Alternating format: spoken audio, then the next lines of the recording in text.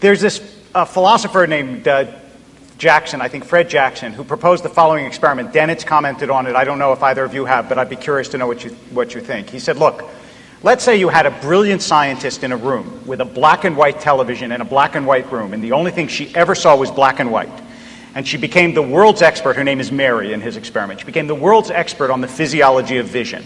She knew everything about vision, about the neuroscience of vision, about the way the retina works and so on. She knew as much as it is possible to be known. Now, he said, imagine that you turn on the television and it's in color. Has she learned something? In other words, is there something you learn from experience that is not reducible to intellection?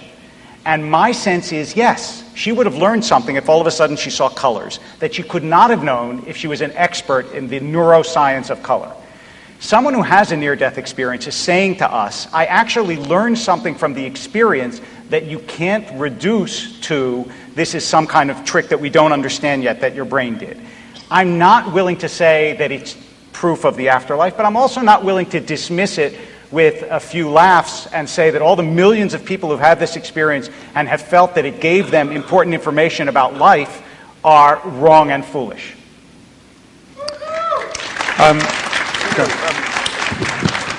How does the 8 billion stack up against the people who've been inseminated by UFOs or their pilots? Well,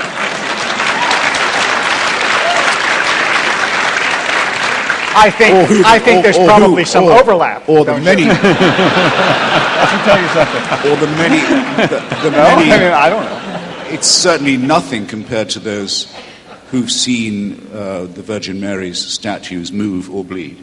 Nothing like. But does that mean you believe that they, in fact, didn't have such an experience? Is that what you're saying? No, I think that their experience is real to me, to them. All I ask is that they keep it to themselves if they possibly can. No, I mean, I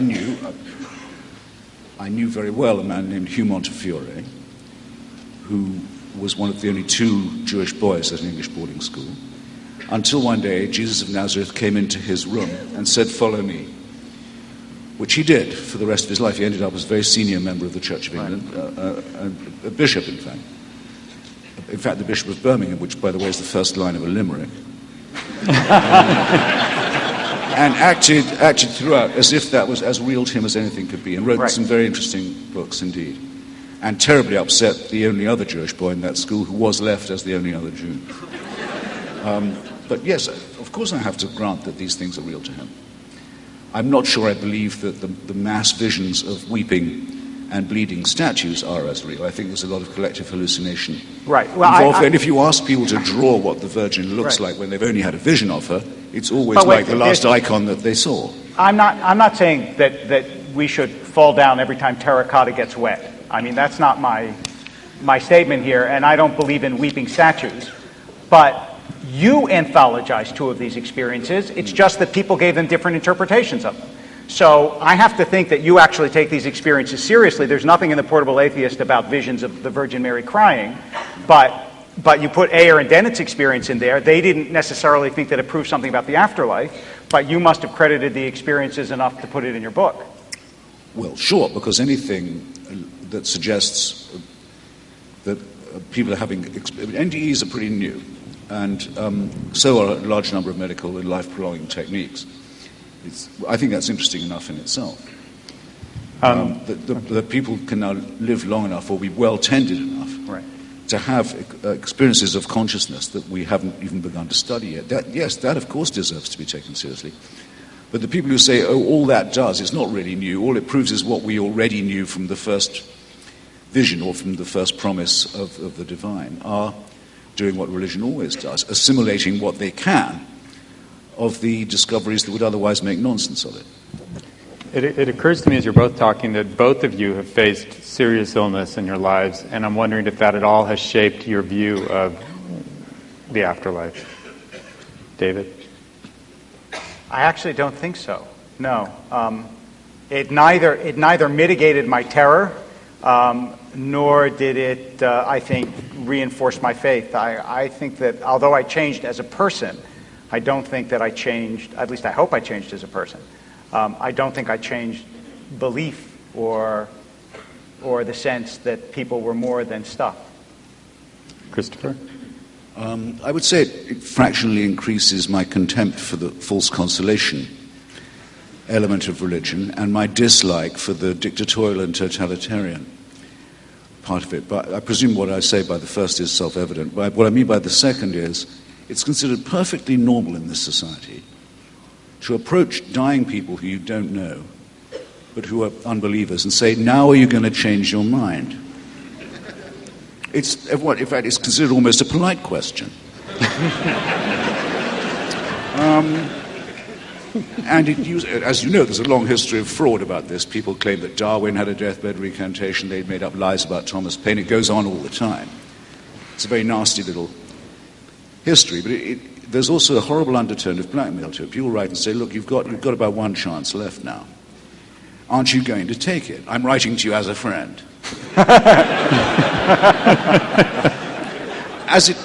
They've even tried it on me when I've been very ill and I haven't had quite the vinegar I'd like to have had in a hospital bed. I don't mind, I can take it.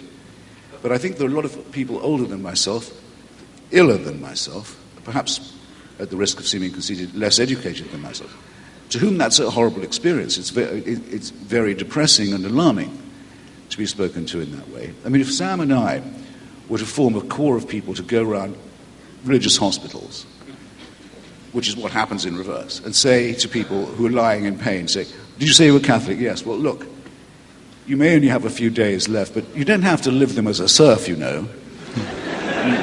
Just recognize that was all bullshit, that the priests have been cheating you.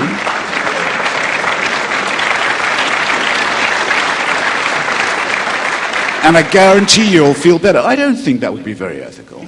Okay, but I think it would be something of a breach of taste. But if it's in the name of if it's in the name of God, it has a social license. Well, fuck that, is what I say.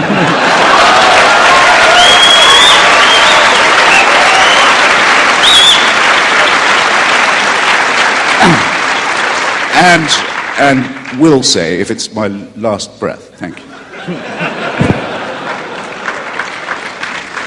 Fred.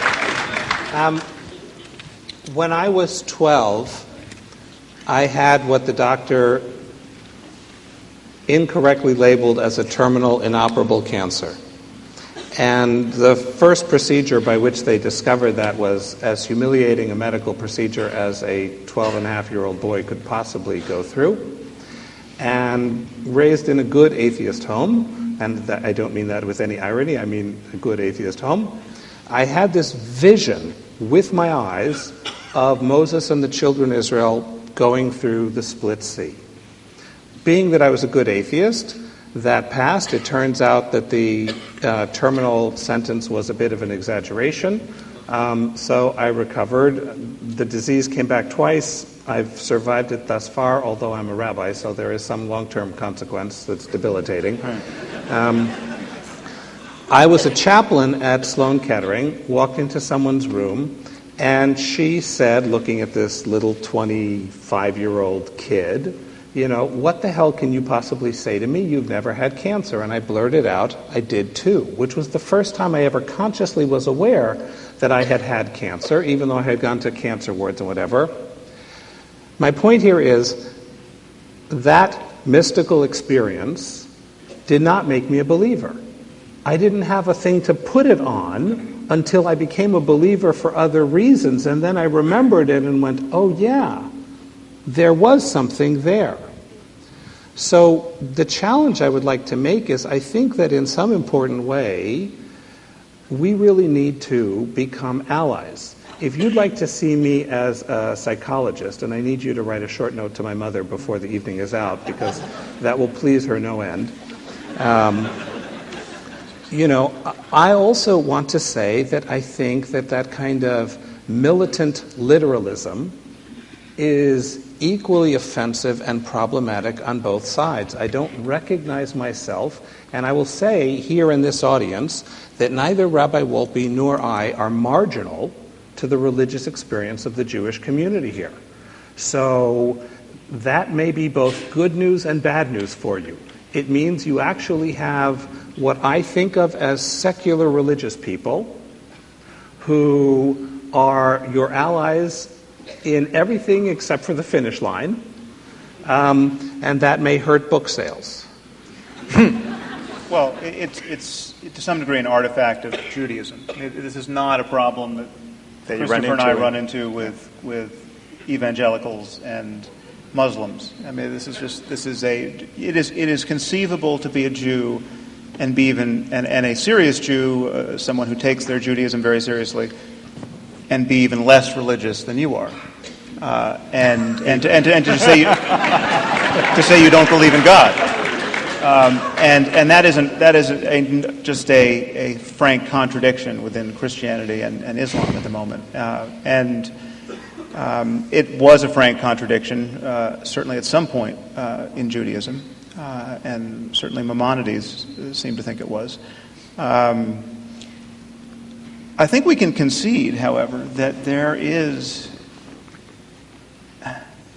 that belief in the afterlife, or at least a profession of belief in the afterlife, gives you something to say in the most difficult moments in life to others who are losing someone or who have lost someone. It gives you something to say that an atheist doesn't have, which, if believed by the one who has just lost their child, for instance, is really consoling. I mean, there is nothing better in terms of consolation than to believe that the child you just lost is now someplace perfect and you will be reunited. Sam, what would you say? I mean, put yourself on the spot. If somebody in that moment asked you, I'm about to die, what's going to happen to me? What would you tell them? Well, I mean, I think actually this issue of the one who dies is less... Our fear of death, at least as far as I can tell from a sample of one, is not of our own death. And we all go to sleep every night and just disappear. We lose everything. I mean, deep sleep for almost everyone is synonymous with oblivion. I mean, you lose your sensory experience, you forget your life. If you never woke up, you wouldn't notice it. And many people have noticed this, perhaps most famously the Roman poet Lucretius. If death is synonymous with non-existence, there really is nothing to fear, and slipping into it may feel just as satisfying as slipping into sleep. I mean, there's just that's not what we're worried about. We're worried about the process of dying, perhaps, I mean, the process of being ill and in pain, and we're really worried about losing the people we love while we're alive, and having nothing to think that's consoling in the midst of that bereavement. I'm really glad to have the chance to disagree with you. Right. The problem is quite other. I mean, half my sex life has been lived when I was unconscious.